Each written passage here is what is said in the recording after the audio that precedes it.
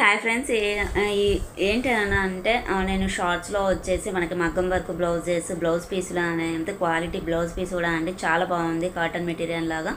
So ఏంటన్నా అంటే చాలా హెవీ వర్క్ మగ్గం బ్లౌజెస్, లింక్స్ ప్లస్ మళ్ళీ మనకి బీడ్ వచ్చేసి దాని చుట్టూ ముత్యాలు ఉండేసి work, simple and heavy and simple.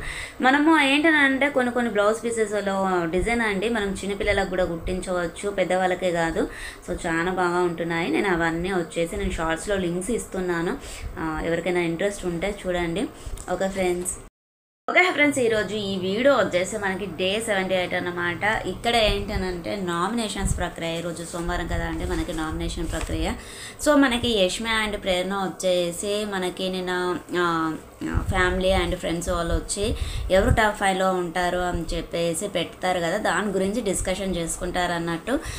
అక్కడ వచ్చేసి గౌతమ్ టాప్ 5లో ఉంటాడని చెప్పడాన్ని ప్రేరణ తీసుకోలేకపోతుంది.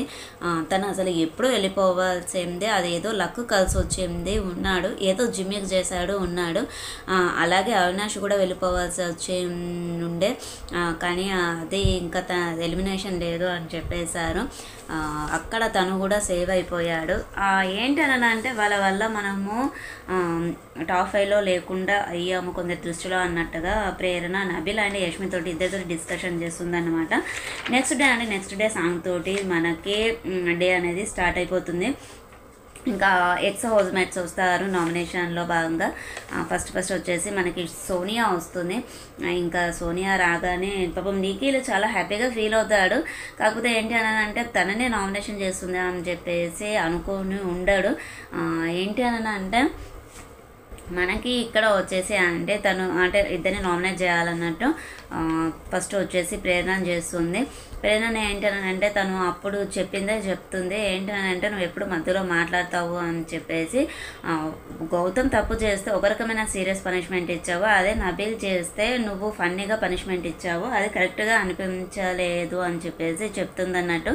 సో నువ్వు కొన్ని వర్డ్స్ అనే అంతే రాంగ్గా మాట్లాడతావు, ఏంటని అంటే ఇర్రెస్పాన్సిబుల్గా ఉంటావు, నువ్వు మెగా చీఫ్గా ఉన్నప్పుడు ఇష్టం వచ్చినట్టుగా మాట్లాడావు, అది క్యారెక్టర్ నాకు నచ్చలేదు, నేను అప్పుడు చెప్పాను ఇప్పుడు చెప్తున్నాను, అది అయితే కరెక్ట్గా అనిపించలేదు అని చెప్పేసి చెప్తుంది. ఇద్దరి మధ్యలో ఎంతసేపు లైవ్లో వాదన అనేది జరిగింది అనేది మనకి తెలియదు. కాకపోతే ఏంటనంటే మనకి 9:30 ఎపిసోడ్లో అయితే కొంచెమే చూపించారు. తను ఏంటన్నా అంటే ఏదో అంటే నిఖిల్కి అక్కలాగా అన్నట్టుగా అంటుంది. సో అక్క అని అందుకు అంటున్నావు, నేనైతే చెప్పలేదు కదా అని అంటే సరే అక్క అని అంటే సోనియా ప్రేరణ చెల్లె అంటుంది. సో నేను చెల్లె అంటే నేను తీసుకుంటే మరి నువ్వు అక్క అన్నావు కదా అని చెప్పేసి దాని గురించి నామినేషన్ అంతా ఏంటన్నా అంటే రాంగ్గా వెళ్ళిపోయింది. ట్రాక్ అనేది సోనియా చేసింది, అయితే బేబక్క చేసింది కరెక్ట్గానే అనిపించింది, శేఖర్ భాషాద్ గారిది కరెక్ట్గానే అనిపించింది, తిను చేసింది మొత్తం క్లమ్సీగా అనిపించింది నిజంగా చెప్పాలి అని అంటే. ప్రేరణ చేసినప్పుడు కానివ్వండి, సెకండ్ వచ్చేసి నిఖిని చేసింది అప్పుడు కానివ్వండి చాలా మిస్టేక్గా అనిపించింది, కరెక్ట్గా అన్నట్టుగా అయితే అనిపించలేదు. సో మరి నువ్వు నన్ను అంటున్నావు కదా, తీసుకోవట్లేదు కదా, నాకు సారీ చెప్పు అని అంటే ప్రేరణ సారీ చెప్తుంది, గట్టిగా చెప్పు అని చెప్పేసి పదే వాదిస్తూ ఉన్నది దాన్ని. సో నేను చెప్పినా నువ్వు వినిపించుకోవట్లేదు, నన్ను మాట్లాడనివ్వట్లేదు అని చెప్తుంది. ఏంటి అని అంటే తను అక్కడ వాళ్ళ వల్ల నేను ఎలిమినేట్ అయిపోయాను, వాళ్ళు నామినేట్ చేయకపోతే బాగుండు అన్నట్టుగా ఒక రాంగ్గా డిసిషన్ని తీసుకొని వచ్చి నామినేట్ చేసినట్టుగా అనిపించింది. అది వాళ్ళ ఓన్ డిసిషనో లేదంటే స్క్రిప్టో అది మనకైతే తెలియదు, కానీ ఫస్ట్ అయితే అలాగే అయితే అనిపించిందండి. నెక్స్ట్ వచ్చేసి నిఖిల్ని చేసింది. నిఖిల్ని ఏంటనంటే నువ్వు పృథ్వీని ఎందుకు నామినేట్ చేసావు, నీకు ఎమోషన్స్ ఉన్నానంటావు కదా, నీకు పృథ్వీని ఎందుకు నామినేట్ చేసావు అంటే అప్పుడు పృథ్వీ చేసినప్పుడు తన కరెక్ట్ అనిపించింది, తన వీక్లో తన రాంగ్ అనిపించింది, తన కరెక్ట్ అనిపించింది, తను చేశానని చెప్పేసి చెప్తాడు.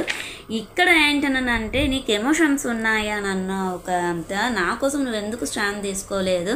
సో అదే విషయము ఇప్పుడు యష్మి విషయంలో జరిగితే నువ్వెందుకు సైలెంట్గా ఊరుకుంటున్నావు అన్నట్టుగా అంత ట్రాక్ అంతా లవ్ ట్రాక్ వాళ్ళ ముగ్గురి మధ్యలో ఉన్నటువంటి లవ్ ట్రాక్ లాగా అనిపించింది అన్నమాట. సో ఏంటనంటే యష్మి కూడా అంత డీప్గా తీసుకొని దాని గురించి అంత డిస్కషన్ పెట్టాల్సిన అవసరం లేదు అనిపించింది. ఎందుకంటే సోనియా గురించి తెలిసినప్పుడు సో తను అంతగా అన్నట్టుగా అవసరం లేదు. నిఖిల్ని నామినేట్ చేసేప్పుడు అంటే హౌస్లో వాళ్ళందరూ ఇచ్చినటువంటి ఒక మదర్ లాగా ఒక సిస్టర్ లాగా అన్నట్టుగా మాట్లాడింది. అదే అయితే చాలా బ్యాడ్గా వరస్ట్గా అనిపించింది. ఎందుకనంటే గలీజ్గా అనిపించింది. నచ్చలేదు. చిన్న కొడుకు పెద్ద కొడుకు అనుకుంటా అంత ఫస్ట్ దాన్ని పెట్టేసరికి కొంచెం డిసప్పాయింట్గా అనిపించింది అనమాట.